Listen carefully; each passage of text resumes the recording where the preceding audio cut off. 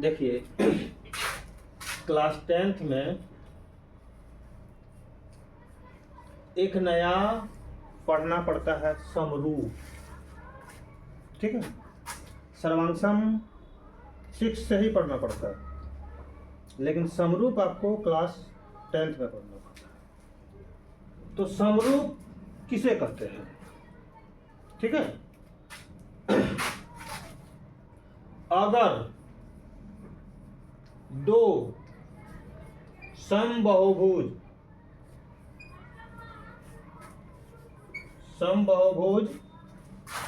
के संगत कोण समान हो तथा संगत भुजाओं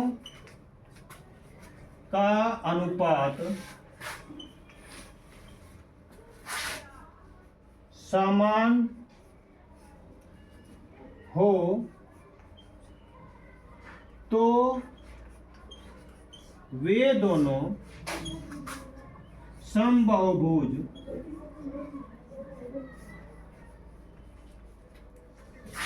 समरूप होते हैं।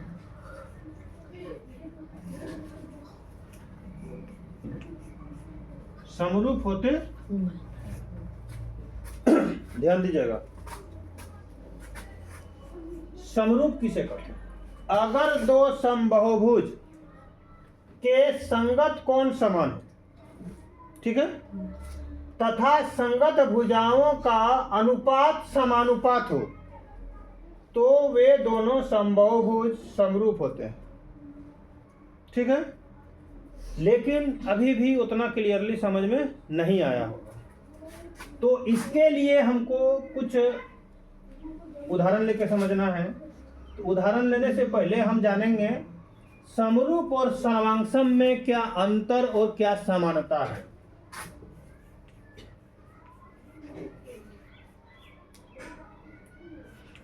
सर्वांगसम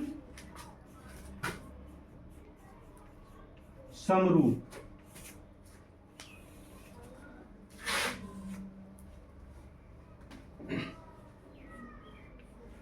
अंतर, दोनों में अंतर क्या है देखिएगा।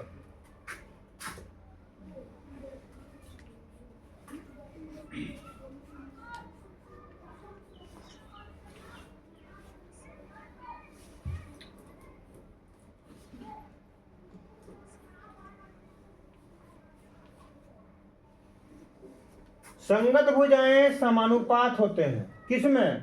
सर्वांगसम। नहीं, ये गलत हो जाएगा।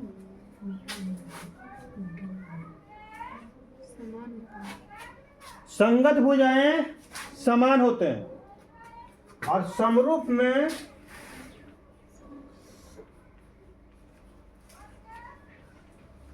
संगत भुजाएं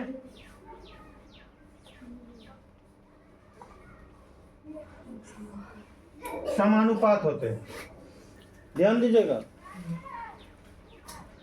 अंतर क्या है? सर्वांगसम में संगत भुजाएं समान होती हैं, समरूप में संगत भुजाएं समानुपात होती हैं। ये अंतर है, इसमें समान होता है, इसमें समानुपात होता है। समानुपात का मतलब क्या होता है अभी बताते हैं तुरंत, ठीक है। पहले और देख लीजिए, समानता, समानता अब देखते हैं किसमें? सर्वांगसम और समरूप में। सर्वांगसम में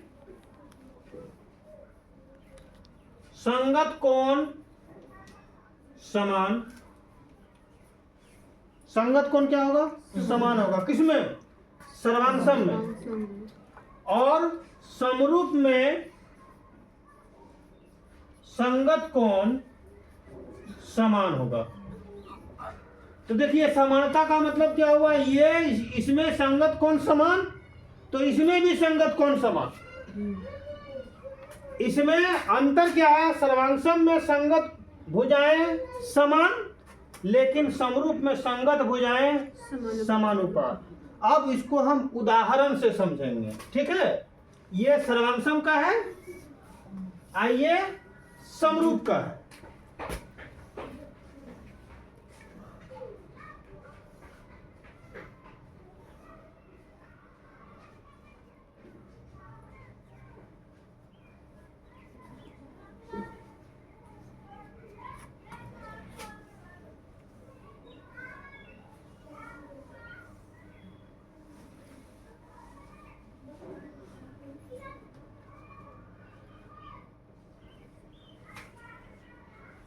ध्यान दीजिएगा यहाँ, इसका संगत कोण समान होते हैं। ये कोण देखिए, संगत कोण समान होते हैं किसमें? सर्वांगसम में। और समरूप में भी संगत कोण समान होते हैं।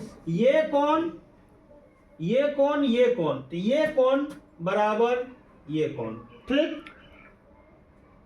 दूसरा, ये कोण दो बार काटे, ये कोण दो बार काटे, बराबर है। तीसरा, 1 2 3 तीन बार काटे, इसमें भी 1 2 3 तीन बार काटे, बराबर है। अब देखिए क्या होगा, इसको एक बार काटे हैं तो एक बार वाला बराबर है, दो बार वाला बराबर है, तीन बार वाला कौन बराबर है। एग्जाम्पल और ले लो अच्छी तरह से। ये कौन मान के चलिए 50 डिग्री, तो ये भी होगा 50 डिग्री। ये आपका है 60 डिग्री, तो ये भी है 60 डिग्री। ये हो जाएगा 70 डिग्री, तो ये भी है 70 डिग्री। ध्यान दीजिएगा, संगत कोण, कोण ए कोण पी बराबर, कोण बी कोण क्यू बराबर, कोण सी कोण आर बराबर। संगत कोण इसी को कहते हैं। छोटा कोण बराबर, मध्यम का कोण मध्यम कोण बराबर, बड़ी कोण बराबर, ठीक है। जबकि समरूप में ये कोण माना कि सपोज दैट ये कोण 50, ये कोण 50, ये कोण 60, ये कोण 60, ये भी बराबर, ये कोण 70, ये कोण बराबर, इसका भी संगत कोण समान, इसका भी संगत कोण समान। ये दोनों सर्वांगसम है, ये दोनों समरूप है। कैसे? इसकी भुजा देखिए 5 4, माना कि 5 4 3, ठीक है, 5 4 3, इसका भी 5 4 3। अब देखिए छोटकी भुजा 3, इसका छोटकी भुजा 3, इसकी मध्यम भुजा 4, इसकी मध्यम भुजा, इसकी बड़ी भुजा, इसकी बड़ी भुजा, छोटी बराबर है, मध्यम बराबर है, बड़ी बराबर है। तो ये क्या हो गया? संगत भुजा क्या है? समान है ना। लेकिन यहाँ का समरूप में क्या होगा? ये बड़ी भुजा 3, मध्यम भुजा 2, छोटी भुजा 1। छोटी भुजा का दुगुना ले लो, बड़ी भुजा मध्यम भुजा का दुगुना ले लीजिए, इसका भी दुगुना ले लीजिए। देखिए क्या बराबर है? इसकी भुजा बराबर है? नहीं है ना। लेकिन समानुपात है। समानुपात का मतलब क्या हुआ? ये छोटकी भुजा कितना है? 1, इसका छोटकी भुजा कितना है? 2, कितना आया? 1/2। मध्यम भुजा कितना है? 2, इसका 4, कटाएंगे तो कितना होगा? 1/2। इसकी बड़ी भुजा कितना है? इसकी बड़ी भुजा कितना है? इसका भी 1/2। ये दोनों देखिए सी क्या है? समानुपात इसको कहते हैं। इसका अनुपात क्या है? समान है। तब वे दोनों त्रिभुज क्या होगा? समरूप। और अगर भुजाएं बराबर होगी तो क्या होगा? सर्वांगसम।